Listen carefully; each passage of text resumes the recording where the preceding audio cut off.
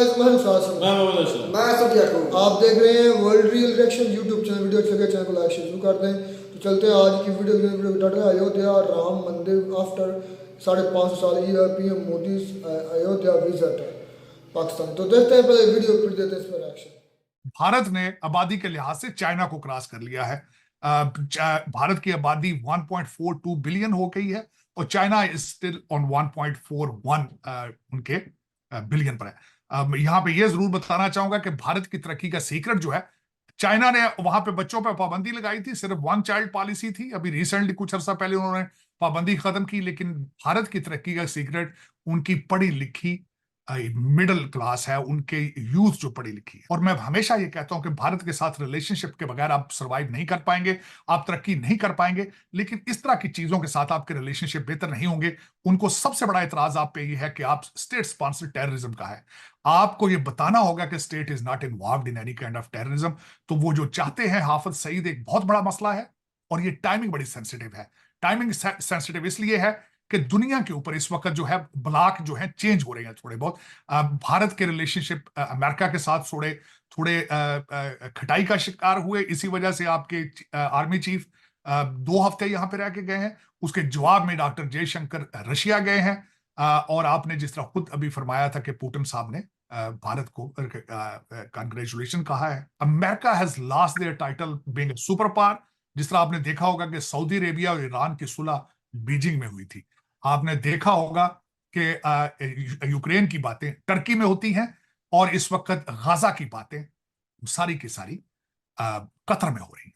जो पहले चीजें कैंप डेविड में होती थी, आजकल वो कैंप डेविड में नहीं हो रही। इन्होंने दुकान बंद कर दी है, इनकी तवज्जो किसी और चीज पर है। मैं आपको हकीकतन कह सकता हूं, इस वक्त पाकिस्तान और इंडिया के अंदर सैयद ज्यादा है, सऊदी अरेबिया में सैयद कम है। क्योंकि हर दूसरा बंदा कहता है कि हम अरबियों के रिश्तेदार हैं। हालांकि आप अरबियों के रिश्तेदार किस तरह? आप तो सारे हिंदुओं, मैं बिल्कुल, आप हिंदुओं से हुए, सिख हुए या सिख, मैं आप खुद, मेरी अपनी जो एंसेस्ट्री है, who were from Hindus, Hindus to Sikh हुए, सिखों से मुसलमान हुए, मैं जाट बरादरी से, इसी तरह सारे हुए। लेकिन पता नहीं ये क्या बात है, फोबिया है। किसी को पूछे तो वो कहते नहीं जी, हर दूसरा बंदा शजरा हाथ में लेके फिर रहा है, वो सीधा हजरत अबू बकर के साथ मिलाता है या हजरत उस्मान के साथ मिलाता है। और यार इतने सैयद तो सऊदी अरेबिया में भी नहीं है। दुनिया के ज्यादातर ममालिक के अंदर इलेक्शन होने वाले हैं।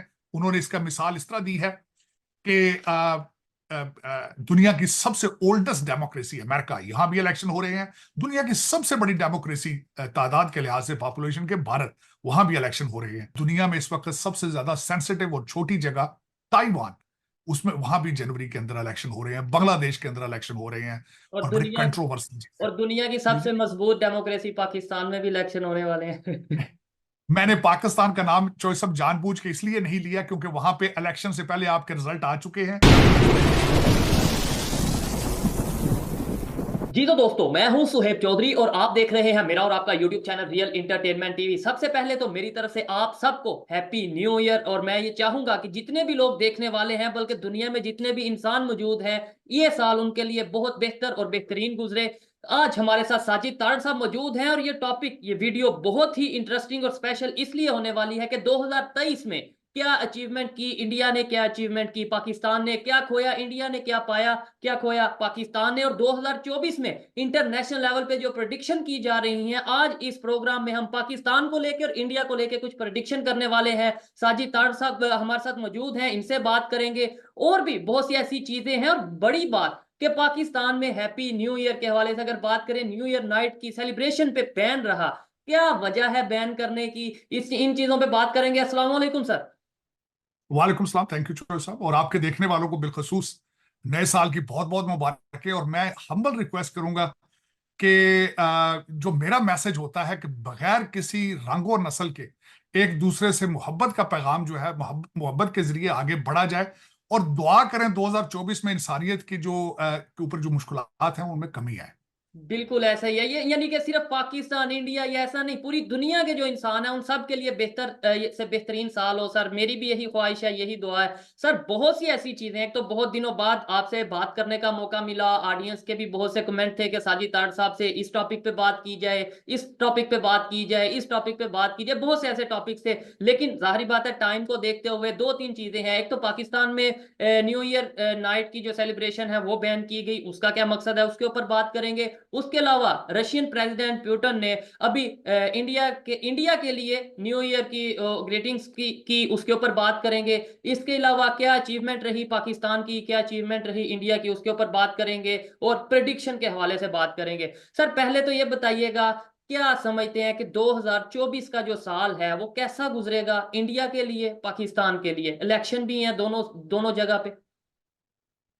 मैं सबसे पहले छोटा सा, मुझे 10 मिनट दें, 10 मिनट से भी कम। मैं जल्दी जल्दी मैं बताना चाहूंगा कि 2023 के क्या खसूसी वाकयात थे, उसको कवर करते हैं, फिर प्रेडिक्शन करूंगा मैं 5 चीजों की 2024 की, जो इकोनॉमिस्ट एक बहुत बड़ा पॉपुलर मैगजीन है उस पे उन्होंने कल उसमें प्रेडिक्ट किया है। और मैं पिछले 3-4 दिनों से घर में ही था, मेरी तबीयत ठीक नहीं थी, मैं मुसलसल इन चीजों पे रिसर्च कर रहा था कि कौन से वाकयात हैं 2023 के और कौन से वाकयात आगे 2024 में आएंगे।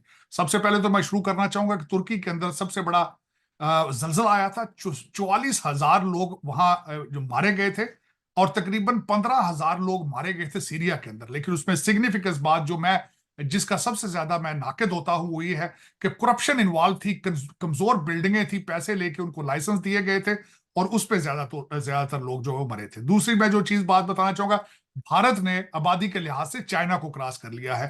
भारत की आबादी 1.42 बिलियन हो गई है, और चाइना इज स्टिल ऑन 1.41 उनके बिलियन पर है। यहाँ पे ये जरूर बताना चाहूंगा कि भारत की तरक्की का सीक्रेट जो है, चाइना ने वहां पे बच्चों पर पाबंदी लगाई थी, सिर्फ 1 चाइल्ड पॉलिसी थी। अभी रिसेंटली कुछ अर्सा पहले उन्होंने पाबंदी खत्म की। लेकिन भारत की तरक्की का सीक्रेट उनकी पढ़ी लिखी मिडिल क्लास है, उनके यूथ जो पढ़ी लिखी है। उससे अगला वाकया हुआ है कि ट्विटर को इलॉन मस्क ने खरीद लिया, आजाद कराया ऑलमोस्ट। दुख वाली बात है, ट्विटर के हालात ये थे कि डोनाल्ड ट्रंप अमेरिका का प्रेसिडेंट, उनका ट्विटर अकाउंट सस्पेंडेड था, लेकिन हमास और तालिबान के ट्विटर अकाउंट तो चल रहे थे। उससे अगली बात जो चलेंगे, चंद्रयान एक बहुत बड़ा स्टेप भारत के लिए।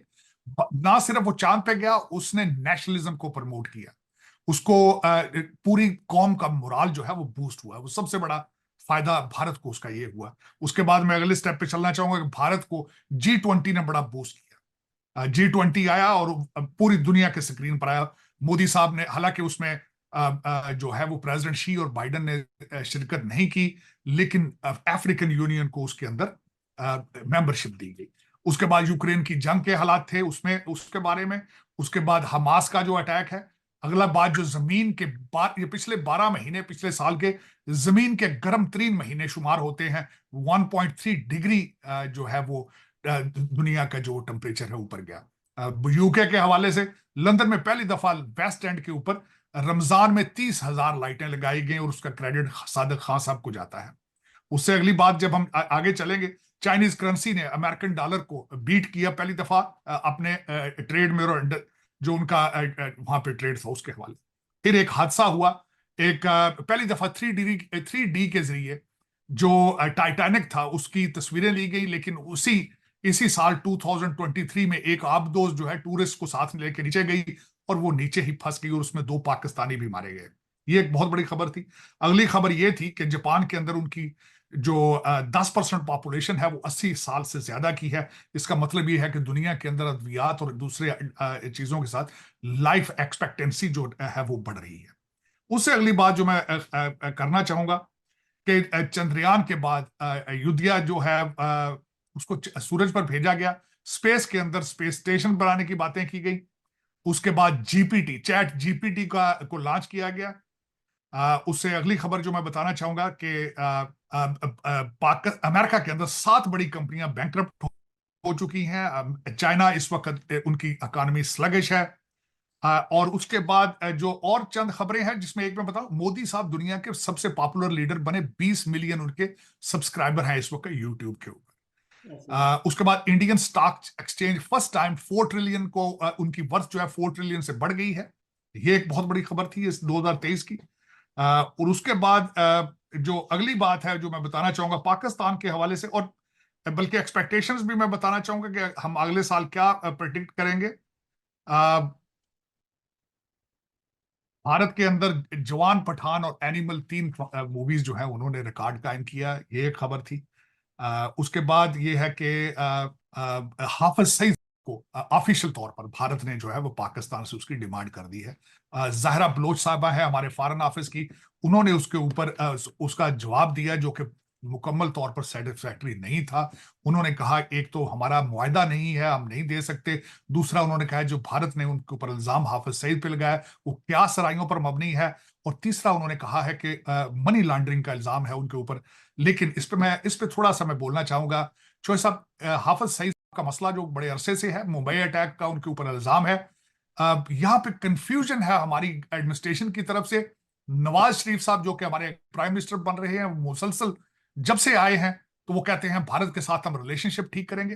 काकड़ साहब जो हमारे सिटिंग प्राइम मिनिस्टर हैं वो मुसलसल कह रहे हैं कि हम 300 जंगे लड़ने के लिए तैयार हैं। लेकिन इनको एक माइंड बनाना चाहिए। और मैं हमेशा ये कहता हूं कि भारत के साथ रिलेशनशिप के बगैर आप सरवाइव नहीं कर पाएंगे, आप तरक्की नहीं कर पाएंगे। लेकिन इस तरह की चीजों के साथ आपके रिलेशनशिप बेहतर नहीं होंगे। उनको सबसे बड़ा एतराज आप पे ये है कि आप स्टेट स्पॉन्सर्ड टेररिज्म का है। आपको ये बताना होगा कि state is not involved in any kind of terrorism. तो वो जो चाहते हैं हाफिज सईद, एक बहुत बड़ा मसला है। और ये टाइमिंग बड़ी सेंसिटिव है। टाइमिंग सेंसिटिव इसलिए है कि दुनिया के ऊपर इस वक्त जो है ब्लॉक जो है चेंज हो रहे हैं थोड़े बहुत। भारत के रिलेशनशिप अमेरिका के साथ थोड़े थोड़े खटाई का शिकार हुए। इसी वजह से आपके आर्मी चीफ 2 हफ्ते यहां पे रह के गए हैं। उसके जवाब में डॉक्टर जयशंकर रशिया गए हैं। और आपने जिस तरह खुद अभी फरमाया था कि पुतिन साहब ने भारत को कांग्रेचुलेशन कहा है। अब इसके बाद मैं बात करना चाहूंगा क्योंकि इस वक्त अगर देखा जाए तो दुनिया का नक्शा सबसे ज्यादा दुनिया $7 ट्रिलियन का नुकसान दुनिया को हुआ 2023 में, जिसमें से देखा जाए तो 4 ट्रिलियन कोविड की वजह से था, 2 ट्रिलियन यूक्रेन वार की वजह से और 1 ट्रिलियन अभी तक गाजा की वार की वजह से। तो ये सबसे ज्यादा एक दुनिया के अंदर एक इकोनॉमिक सुनामी आने वाली है और ब्लॉक चेंज हो रहे हैं। अगली जो इसमें मैं बात बताना चाहूंगा कि इकोनॉमिस्ट ने किस तरीके से फोरकास्ट किया है कि 2024 में कौन सी इंपॉर्टेंट चीजें होने वाली हैं। उन्होंने सबसे पहले तो ये कहा है कि इलेक्शन दुनिया के ज्यादातर ममालिक के अंदर इलेक्शन होने वाले हैं। उन्होंने इसका मिसाल इस तरह दी है कि दुनिया की सबसे ओल्डेस्ट डेमोक्रेसी अमेरिका, यहां भी इलेक्शन हो रहे हैं। दुनिया की सबसे बड़ी डेमोक्रेसी तादाद के लिहाज से पॉपुलेशन के भारत, वहां भी इलेक्शन हो रहे हैं। उसके बाद उन्होंने मजीद इस पे कहा कि दुनिया में इस वक्त सबसे ज्यादा सेंसिटिव और छोटी जगह ताइवान, उसमें वहां भी जनवरी के अंदर इलेक्शन हो रहे हैं। बांग्लादेश के अंदर इलेक्शन हो रहे हैं और बड़ी कंट्रोवर्सी। और दुनिया की सबसे मजबूत डेमोक्रेसी पाकिस्तान में भी इलेक्शन होने वाले हैं। मैंने पाकिस्तान का नाम चॉइस अब जानबूझ के इसलिए नहीं लिया क्योंकि वहां पे इलेक्शन से पहले आपके रिजल्ट आ चुके हैं, इलेक्शन से पहले ही कैबिनेट भी बनना शुरू हो चुकी है। मैंने इसीलिए उसका नाम लेना मुनासिब नहीं समझा। लेकिन उन्होंने कहा कि आगे एक्सपेक्ट क्या करना चाहिए। दूसरी चीज जो इकोनॉमिस्ट ने कही है वो उन्होंने कहा कि ड्रोन जो है, ड्रोन का इस्तेमाल मजीद बढ़ जाएगा। इस वक्त जंगों में तो ड्रोन इस्तेमाल हो रहे हैं, लेकिन इंडस्ट्रियल साइड पे और कमर्शियल साइड पे इसका इस्तेमाल बढ़ जाएगा। 2024 के अंदर उड़ने वाली गाड़ियों का ड्रोन्स, इस तरह की चीजें आएंगी।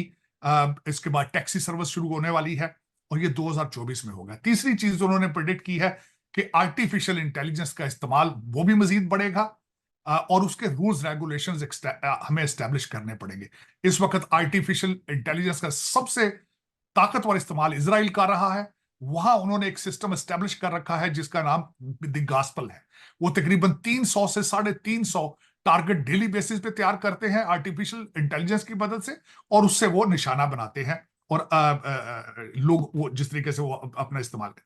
चौथी चीज उन्होंने कहा है कि माहौलियात, जिस तरह मैंने पहले आपको अर्ज किया था कि 2023 जो था 12 महीने गर्म तरीन थे, 1.3 डिग्री टेम्परेचर बढ़ा था। इसी तरीके से 2024 को भी गर्म साल जो है वो बताया जा रहा है। और बिलखसूस उन्होंने उसमें टारगेट किया है कि इस वक्त दुनिया को तकरीबन $14 मिलियन पर घंटा ये दुनिया का टेम्परेचर बढ़ना जो है दुनिया को कास कर रहा है। तो इस पर तवज्जो दी जाएगी रिन्यूएबल एनर्जी के बारे में। इस वक्त ज्यादातर चीजें पैकिंग होकर घर होम डिलीवरी हो रही हैं, चीजें अमेज़न डिलीवर कर, तो स्मार्ट पैकिंग पे तवज्जो दी जाएगी। पांचवा पॉइंट उन्होंने जो सबसे ज्यादा कहा है कि अमेरिका फॉरेन पॉलिसी पे दुनिया के ऊपर जो एक सोल सुपर पावर का टाइटल लूज कर रहा है। चाइना और रशिया का जो इत्तेहाद है वो उनकी कोशिश होगी कि ब्रिक्स जो है उसको एक्सपेंड किया जाए। इस वक्त ब्रिक्स की इकॉनमी अगर टोटल की जाए तो वेस्टर्न कंट्री से ज्यादा है जीडीपी के लिहाज से, तो उनकी ख्वाहिश ये है कि उसको एक्सपेंड किया जाए। और उसके जरिए अमेरिका का जो एक एक इन्फ्लुएंस है पूरी दुनिया में खत्म किया जाए।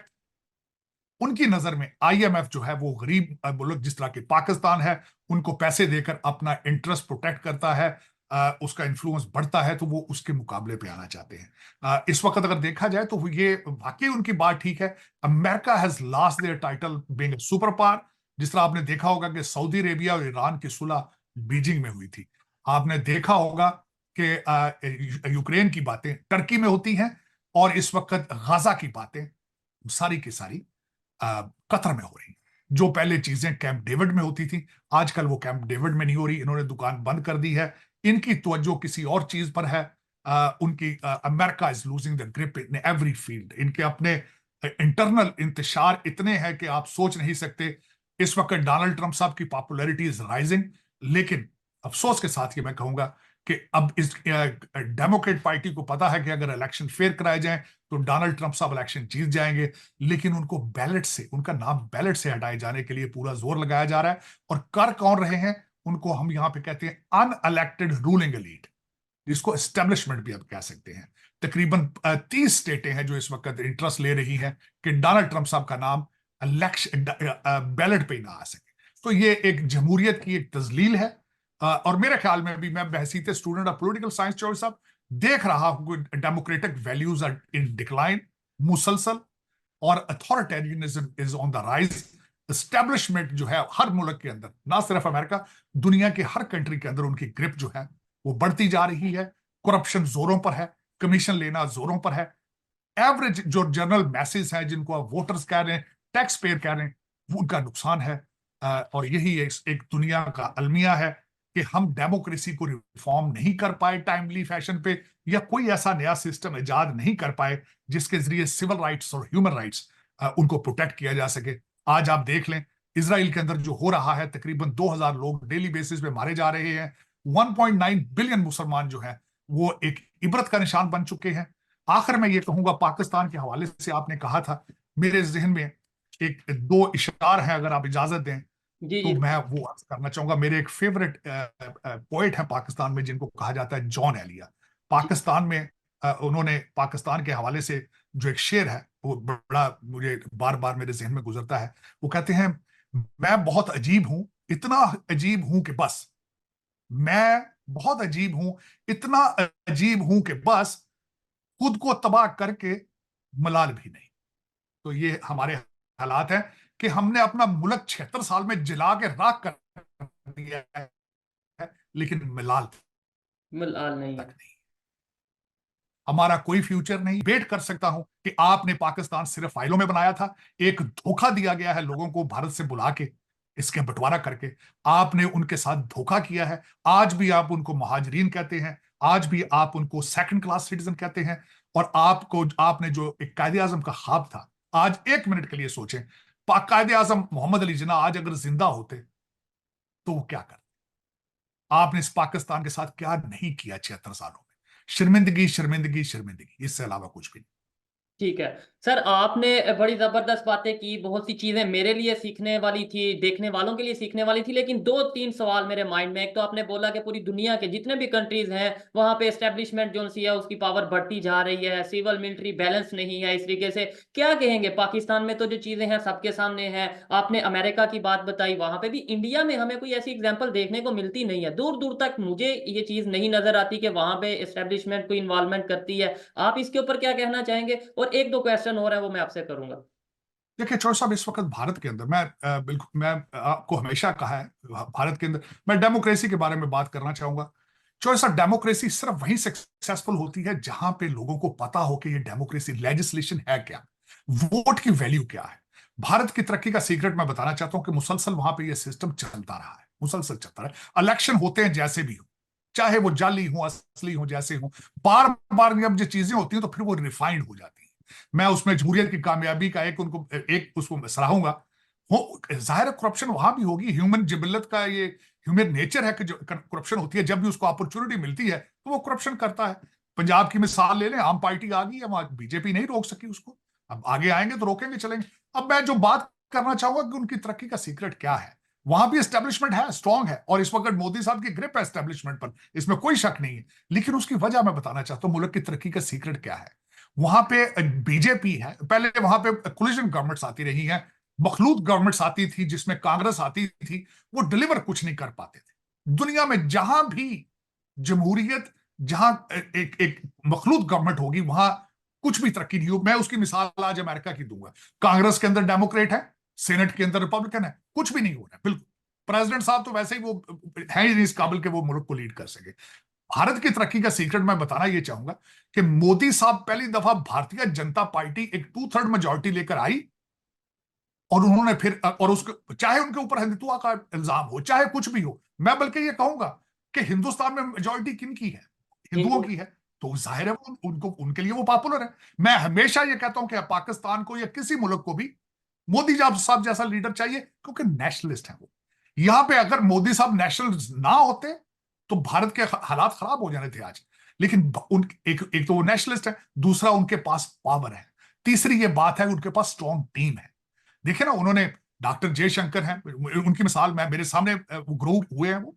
He was a DCM in Washington DC, he was an ambassador, he was a secretary foreign affairs. उनकी टीम के साथ उनके माइंडसेट था, टीम के साथ है, टीम उन्होंने स्ट्रांग बनाई है।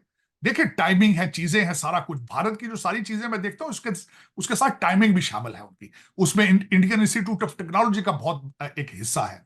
उसके बाद उसमें जो उन्होंने ओपन किया शुरू के साथ, वो रशिया के साथ रहे हैं। शुरू में नेहरू साहब जो थे, he was a socialist mindset था उनका। उसके साथ उन्होंने कंट्री का इंफ्रास्ट्रक्चर बनाया, इंडस्ट्रियल रेवोल्यूशन लेकर आए वो चीजों का। लेकिन आज से 25 साल पहले जब उन्होंने खोला फिर इंडिया को, उस वक्त वो तैयार थे। लेकिन देखें, करप्शन होगी वहां पे, मैं ये नहीं कहता कि करप्शन नहीं होगी, लेकिन नेशनलिज्म है इस वक्त उनके, उनको इस वक्त जो चाहे हिंदुत्व का है जो कुछ। आजकल मैं ये बात आपके आने वाली है कि दिवाली के ऊपर वो बाबरी मस्जिद का जो है वो बहुत सारा वो सिलसिला हो रहा है। मुझसे एक इंटरव्यू में पूछा उन्होंने, आपका उसके बारे में क्या ख्याल। मैंने कहा बिल्कुल ठीक है, एक तो इलेक्शन होने वाला है, दूसरा उनको चाहे उसको सियासी तौर पर इस्तेमाल करें, चाहे मजहबी तौर पर इस्तेमाल करें। और ये हकीकत है, अगर आप हिस्ट्री पढ़ें तो इन्वेडर्स आते रहे हैं, मुसलमान इन्वेडर जब आए, उन्होंने ना सिर्फ बाबरी मस्जिद की बात करें, उन्होंने कई मंदिरों के अंदर मस्जिदें बनाई हैं। जो भी रूलर होता रहा अपना करता रहा। यहाँ पंजाब के अंदर महाराजा रणजीत सिंह के ऊपर एलिगेशन है कि हमारी बादशाही मस्जिद को उन्होंने उसकी पे उन्नति करते रहे। लेकिन जो भी रूलर होता है, जो ताकत में होता है, वो चीजें करता है, और मुसलमान मुसलसल करते रहे हैं, बाई फोर्स कन्वर्जन होती रही है। मैं आपको हकीकतन कह सकता हूं, इस वक्त पाकिस्तान और इंडिया के अंदर सैयद ज्यादा है, सऊदी अरेबिया में सैयद कम है, क्योंकि हर दूसरा बंदा कहता है कि हम अरबियों के रिश्तेदार हैं। हालांकि आप अरबियों के रिश्तेदार किस तरह, आप तो सारे हिंदुओं, मैं बिल्कुल, आप हिंदुओं से हुए, सिख हुए या सिख, मैं आप खुद मेरी अपनी जो एंसेस्ट्री है, however from Hindus, Hindus to Sikh हुए, सिखों से मुसलमान हुए, मैं जाट बरादरी से हूं, इसी तरह सारे हुए। लेकिन पता नहीं ये क्या बात है, फोबिया है, किसी को पूछे तो वो कहते नहीं जी, हर दूसरा बंदा शजरा हाथ में लेके फिर रहा है, वो सीधा हजरत अबू बकर के साथ मिलाता है या हजरत उस्मान के साथ मिलाता है। और यार इतने सैयद तो सऊदी अरेबिया में भी नहीं है। लेकिन ये अपनी हकीकत को नाम मानना, डिनाई करना, ये एक गलत बात है। और दूसरा, मैं हमेशा ये कहूंगा कि हिस्ट्री के साथ चले, अपने अपने जो हीरो, अपने हीरो ढूंढने की कोशिश करें, बजाय कि अफगानी हीरोओं के नाम बार बार सड़कों के और दूसरी चीजों के रखने का क्या फायदा है। आपने अपने मिसाइलों के नाम रखे हैं, तो पठान भाइयों ने कई दफा कहा अपने नाम चेंज करो यार, ये क्यों रख लिए तुमने गौरी पर, वो सारे तो अफगानी थे। अपने लोकल नाम रखो, शहरों के नाम रख लो यार, जेलम मिसाइल रख लो, गुजरात मंडी बहुद्दीन रख लो नाम उनका। ठीक है। लाजमी है कि तुमने पठानों के नाम रखने हैं, अब तो वो कह रहे हैं कि अपने नाम चेंज करो। देखिए यही है कि आप हकीकत से बहुत, आप अपने बच्चों को असल असल हिस्ट्री बताते ही नहीं है कि आप बिल्कुल कौन हो। रियलिटी नहीं ये बताई आपको जाती। आइडेंटिटी का चॉइस, अब आपको आइडेंटिटी का इशू है इस वक्त, आपको ऐसे इससे बाहर निकलना होगा, आपको निकलना होगा। और आपका सबसे बड़ा मसला, मैं अमेरिका में बैठ के जब बात करता हूं, सबसे बड़ी ट्रेजिडी पाकिस्तान की यह है कि आपने माइनॉरिटी को वहां से निकाल दिया है। आपको पता ही नहीं कि दूसरे मजाहिब के साथ मिलकर किस तरह रहना होता है। यही आपका अलमिया सबसे बड़ा, दूसरे की रिस्पेक्ट किस तरह की जाती है, दूसरी कम्युनिटी के साथ किस तरह मिलकर जिंदगी हार्मनी और प्यार के साथ गुजारनी, ये सबसे बड़ा इशू है आपका इस वक्त। ठीक है सर, आपने एक बात ये भी की, बड़ी इंपॉर्टेंट बात है और बड़ी बड़ी गहरी बात है। आपने ये बोला कि 1947 में जो आपने कहा कि भाई ये पाकिस्तान के नाम पे मुसलमानों के साथ एक किस्म का फ्रॉड हुआ, आज कायदे आजम यहाँ पे होते तो क्या वो कैसी सोच रखते। मैं ये मेरी पर्सनल ओपिनियन है, कोई डिसएग्री कर सकता है। मैं तो ये कहता हूँ शायद कायदे आजम ये कहते हैं कि भाई मुझसे ही शायद मिस्टेक हो गई है, दोबारा से जो वो करते हैं। एक छोटी सी बात, चौसा, एक छोटी सी बात ऐड करना चाहूंगा। मैंने अगले दिन 25 दिसंबर जब उनकी कायदे आजम साहब की बर्थडे थी तो मैंने ट्वीट किया था कि मैंने कहा मुझे अफसोस है कि आज कायदे आज़म साहब को पता, अगर वो थोड़ी सी रिसर्च कर लेते इस खित्ते पर और इस डीएनए पर, तो शायद उनका कोई फैसला को और होता, क्योंकि पाकिस्तान आजाद ही नहीं हुआ। उसकी वजह यह है कि गोरा चला गया है, लेकिन आप डॉलर और पाउंड की गुलामी में आप आज भी कर रहे हैं। आपके जितने वजीर आजम आते हैं कैरी ऑन बैग के साथ लंदन से आते हैं, लंदन वापस चले जाते हैं। मेरे ख्याल में आप आज भी आजाद नहीं है। आप 76 साल में आजाद ही नहीं हो सके। You are still a British colony और एन अमेरिकन कॉलोनी। ठीक है सर, एक चीज और मैं पूछना चाहूंगा। आपने माइनॉरिटीज का जिक्र किया। मैं कहता हूँ माइनॉरिटीज तो एक तरफ है, मतलब वो तो उनका जिक्र करेंगे तो बात बहुत दूर तक जाएगी। पाकिस्तान में जो मुसलमान हैं, मुसलमानों के साथ, ये भी बलोचिस्तान के जो लोग हैं प्रोटेस्ट कर रहे हैं, मारंग डॉक्टर मारंग बलोच हैं और साथ उनके साथी हैं सर, वो तो मुसलमान है। तो उनके साथ जो इस टाइम बिहेव किया जा रहा है, उन्हें जिस तरीके से ट्रीट किया जा रहा है, उसके ऊपर क्या कहना चाहेंगे? जो सब दर हकीकत जो मेरी नजर है, आप बलोचों की छोड़ दें, आप उसको भी छोड़ दें, आप सुकून से बैठने वाले लोग नहीं हैं। क्योंकि उसकी वजह यह है कि आपको अगर बलोच पठान इधर उधर सारा छोड़ दें, आप सुन्नी शिया बन जाते हैं, आप वाबी देवबंदी बन जाते हैं, आप पता नहीं क्या क्या नाम अपने नए नए रख लेते हैं। एक एक गली में 8-8 मस्जिदें हैं, सारे मौलवी अनपढ़ हैं, एक सारा दिन एक दूसरे को गालियां और एक दूसरे को काफिर कहते हैं।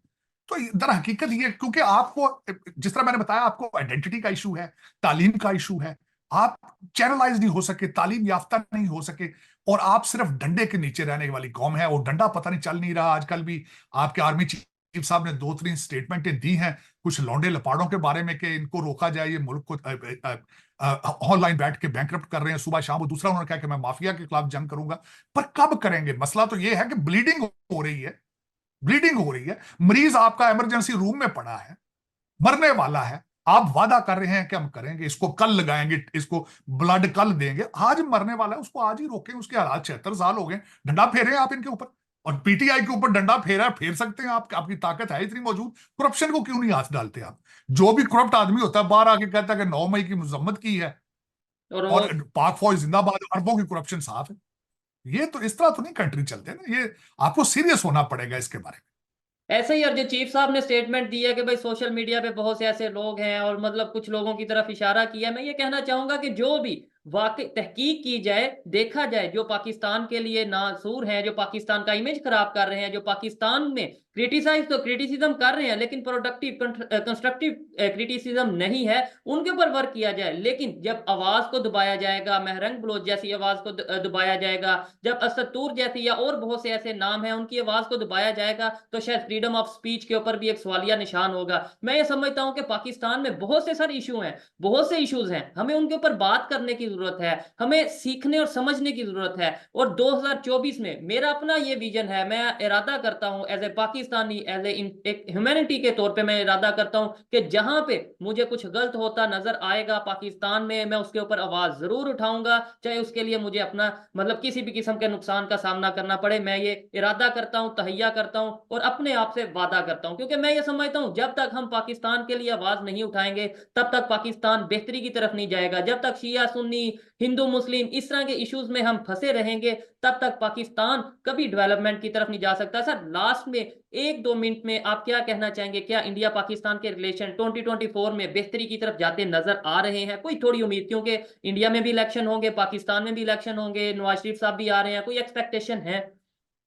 मेरे ख्याल में है। उसकी वजह यह है कि नवाज शरीफ साहब, देखिए मेरा जो सबसे बड़ा इशारा देना चाहूंगा, नवाज शरीफ साहब एस्टेब्लिशमेंट की मर्जी से आए हैं और रोजाना जो बयान देते हैं कि भारत के साथ रिलेशनशिप बेहतर करेंगे। मेरे ख्याल में इस वक्त पाकिस्तान की एस्टेब्लिशमेंट भी ऑन बोर्ड है कि भारत के साथ रिलेशनशिप ठीक करें। अब वो उन्हें यह समझ नहीं आ रही कि ये बेबी स्टेप्स किस तरह लिए जाएं, बस वही आखिरी हर्डल है। मेरे ख्याल में दोनों मुल्कों के अंदर इलेक्शन होने वाले हैं, इन इलेक्शन के बाद स्टेप्स लिए जाएंगे। मेरा ख्याल है लेने चाहिए, मेरी ख्वाहिश भी है, मेरा इसके बगैर गुजारा भी नहीं है। और मेरी बड़ी सीरियस ख्वाहिश होगी कि सीखा जाए, भारत के साथ रिलेशनशिप ठीक किए जाए, ट्रेड किया जाए उनके साथ। हमारे पहले ही मरीज कई भारत जाके इलाज कराते हैं। मेरे ख्याल में उन इंडियन इंस्टीट्यूट के टेक्नोलॉजी इस तरह के इंस्टीट्यूशंस पाकिस्तान बनाए जाएं, उनकी फार्मास्यूटिकल जो इंडस्ट्री है उससे लर्न किया जाए। They are so much to learn from Bharat at this moment, और मेरे ख्याल में आने वाले दिनों में ये होगा। I am very optimistic. बिल्कुल, और मैं भी यही चाहता हूं, बल्कि हर एक पाकिस्तानी ये चाहेगा जो जो वाकई में ये जानता है कि हमारे इंडिया के साथ रिलेशन बेहतर होने से ना सिर्फ हमारी इकॉनमी बेहतर हो सकती है, बल्कि साथ ही साथ बहुत से ऐसे इश्यूज हैं जो कि सॉल्व हो सकते हैं, हमें बहुत फायदा हो सकता है, ह्यूमैनिटी प्रमोट हो सकती है। और लास्ट में यही कहना चाहूंगा कि जब भी रहें, जहां भी रहें, जैसे भी रहें, ह्यूमैनिटी को प्रमोट करें, इंसानियत को प्रमोट करें और इंसानियत का साथ दें। बहुत शुक्रिया सर आपके टाइम का, बहुत ही जबरदस्त आज वीडियो रही। मैं ये समझता हूँ साल की पहली वीडियो और बहुत ही बेहतरीन वीडियो है, और देखने वालों को भी डेफिनेटली बहुत कुछ सीखने को मिलेगा। बहुत शुक्रिया। मैं ये कहना चाहूंगा कि सर साजिद तारड़ साहब की बातें आपको कैसी लगी कमेंट में जरूर बताइएगा। मिलते हैं नेक्स्ट। तो जी दोस्तों, वीडियो होगी ख़त्म। अच्छा, काफ़ी कुछ बातें तारड़ साहब ने बातें, एंड वाला जो पॉइंट मुझे सबसे अच्छा लगा है वो इसलिए आज, बाकी बातें भी करेंगे, विजिट उन्होंने मंदिर पर भी बात की, सारा कुछ किया, लेकिन बाकी बातें बाद में। उनका ये जो पॉइंट था ना एंड वाला, कि पाकिस्तान के दुनिया की तकरीबन तमाम बड़ी रियासतों में, जिसमें अमेरिका दुनिया की सबसे पुरानी डेमोक्रेसी अमेरिका और दुनिया की सबसे बड़ी डेमोक्रेसी आबादी के लिहाज से इंडिया में, मतलब शुएब ने कहा, तारड़ साहब ने कहा कि इलेक्शन हो जा रहा है, तो साथ में शुएब ने कहा कि पाकिस्तान की दुनिया की बहुत मजबूत डेमोक्रेसी है जिसमें मतलब इलेक्शन भी होने जा रहे हैं। लेकिन तारड़ साहब ने कहा नहीं, आप डेमोक्रेसी नहीं है, आपके इलेक्शन का रिजल्ट पहले आ चुका है, और ये सच है। आज बड़ी एक न्यूज़ गर्दिश में चल रही है, वो ये कि चीफ जस्टिस साहब ने, आर्मी चीफ ने चीफ जस्टिस साहब को पैगाम पहुंचाया है कि आप जो है ना ये रिलीफ देना पीटीआई को बंद करें। बाकायदा भाई इसका पता चल चुका, बाकायदा आप पीटीआई को रिलीफ देना बंद करें। हमारी अगली जो हुकूमत है वो नून लीग की होगी, इतनी सीटें उनकी उधर होगी, इतनी इधर, हमें सब एडजस्टमेंट कर लिया है, आप पीटीआई को बाहर ना निकलने दें, इनके मुस्तकिल को रिलीफ आपने नहीं देना, इनके केसेस आपकी तरफ आ रहे हैं, आपने रिजेक्ट करने हैं। तो चीफ जस्टिस साहब ने कहा है कि मैं आइन का पाबंद हूँ, कवानीन का पाबंद हूँ, मैं नहीं कह सकता ऐसे जैसा आप कह रहे हैं। तो वो ये लोग बातें की जा रही हैं कि दो चीफ आपस में टकराने जा रहे हैं, क्योंकि अमेरिका से जब से ये होकर आए हैं ना आर्मी चीफ, उन्होंने अमेरिका ने ये कह चुके हैं कि हम इमरान को सपोर्ट नहीं करते, हम नहीं चाहते इमरान का पाकिस्तान का वज़ीर आज़म बने। तो आर्मी चीफ ने भी ये कहा कि मैं भी नहीं चाहता, क्योंकि उनको डर है कि अगर आर्मी पाकिस्तान का नेक्स्ट पीएम इमरान खान बन गया ना तो उन्होंने हमें सबको खुड्डे लाइन लगा देना, चाहे वो आर्मी चीफ है, चाहे आर्मी है, इस्टेब्लिशमेंट है, जो भी है, सबको उसने धर लेना। तो इसलिए ये सच है कि ये जेल से बात निकाल दें कि पाकिस्तान का अगला वज़ीर आज़म इमरान खान होगा। हमारे रिजल्ट आ चुके हैं, ये तो भाई साहब ये बकायदा अब भाई बकायदा पैगाम दिया तो भाई जब वो से पैगाम लीक हो गया है। नवाज शरीफ साहब आए हैं तब से सब की आंखें खुल चुकी हैं कि भाई अगला जो प्राइम मिनिस्टर है वो कौन है, सब डिसाइड हो चुका है, सब फैसले हो चुका है बंद दरवाजों के अंदर। भाई असलम ऐसा जुल्म मत किया करो, और भाई सर आप भी प्राइम मिनिस्टर मत कहा करो, भौंकने वाला कुत्ता कहा करो। जो भी आता है ना पाकिस्तान में, जो भी पाकिस्तान में सिलेक्टेड आता है उसे भौंकने वाला कुत्ता कहा करो, जिसके पीछे पिछवाड़े पे बूट का निशान होता है मेरे भाई। हम ऐसा नहीं कह सकते, मैं तो ऐसा ही कहता हूँ मेरे भाई। हम अच्छा ये तारड़ साहब ने बड़ी ज़बरदस्त बात की है, उसने कहा है कि जो दुनिया है ना मुख्तलिफ बलाक में बटने जा रही है। जैसे वो कह रहे हैं कि इंडिया के जो है अमेरिका के साथ ताल्लुकात जो है इतने मजबूत नहीं है, खटाई में चल रहे हैं। तो वहीं पे पाकिस्तान के जो ताल्लुकात हैं वो आप देख रहे हैं कि हमारे जो आर्मी चीफ साहब हैं वो मेरे हफ्ता तकरीबन वहाँ पे रह के आए हैं, तो दोस्त। और दूसरी तरफ जो इंडिया के जयशंकर साहब हैं, डॉक्टर एस जयशंकर साहब, वो रशिया गए जनाब, उनका वहाँ पे बहुत पुरतपाक इस्तकबाल किया वहाँ प्रोटोकॉल तोड़ दिए थे भाई। असलम आप जुल्म नहीं कर रहे वैसे। किस बात का यार, अगर किसी लिहाज से हमारे आर्मी चीफ का और हमारी स्टैब्लिशमेंट का भला होता है तो आपको क्या बुरा लगता है? नहीं, बुरा नहीं लगता। मैं समझाता हूँ, ये तारड़ साहब की बात है कि मैं आपको समझाता हूँ ना, मैंने ये बात क्यों की। यार दुश्मन का दुश्मन दोस्त नहीं होता। तो भाई अगर किसी लिहाज से अमेरिका को लगा है कि इंडिया ने हमसे पीछे होने की कोशिश की है, तो वो हमें तो याद है ना कि हमने इस पॉइंट को जाने नहीं देना। असल में पता है बात क्या है, अमेरिका, इंडिया और पाकिस्तान इसकी खारजा पॉलिसी में बहुत फर्क है। हम गुलामी की तो भाई की मैंने जिंदगी पहले जीते ये हैं। बात इसीलिए कर दी ये ना। गुलाम है। आप देख लें कि आर्मी चीफ और डॉक्टर एस जयशंकर, इनके इस्तकबाल में बहुत ज़्यादा फ़र्क है। एक गुलाम गया है और दूसरी तरफ वो कह लें कि अपना हम पल्ला हम असर, यानी कि उनके बराबर का बंदा गया है। ये तो हम तो मेरे ख्याल में इंडिया से अमेरिका से इंस्ट्रक्शन लेने के भाई लिए जाते हैं असल कि भाई आने वाले वक्तों में भाई हमें करना मैंने क्या यही है। बात की है। एक मिनट, मैं एक और बात यहाँ पर करता चलूँ। मेरी इस बात को हर पढ़ा लिखा आदमी और अक्लमंद मानेगा। आने वाले कुछ चंद सालों में ये जो खित्ता एशिया का है ना मेरे भाई, ये लीड करेगा। मुझे नहीं पता इसमें कौन सा मुल्क लीड करने इंडिया वाला भाई है, करेगा, हो सकता है तो क्योंकि ये खित्ता लीड करने वाला है यूरोप के बदले मेरे भाई। इंडिया तो आज भी लीड कर रहा है। दुनिया में कोई ऐसी ऑर्गेनाइजेशन बता दो इंटरनेशनल जो काम कर रही है जिसमें इंडिया ना हो। यार मैं मुल्क चाहे वो की बात यूएस कर ने रहा हूँ। बनाई हो, चाहे वो चाइना ने बनाई हो, चाहे वो रशिया ने बनाई हो, चाहे वो नॉर्थ कोरिया में, किसी ने भी बनाई हो, मुझे दिखाओ कहाँ नहीं है इंडिया। हर जगह है इंडिया। तुम्हें समझ नहीं आ रही। मैं ये कह रहा हूँ कि सुपर पावर की जो दौड़ है ना, उसकी बात मैं कर रहा हूँ। आने वाले चंद सालों में एक मुल्क एशिया का सुपर पावर बनने वाला है। अब ये मुझे नहीं पता कि चाइना बनता है, इंडिया बनता है, रशिया बनता है या कोई और बनता है मेरे भाई। चले जी, शानदार वीडियो मिलते हैं नई वीडियो में। नाटक तब तक लीजिए इजाजत।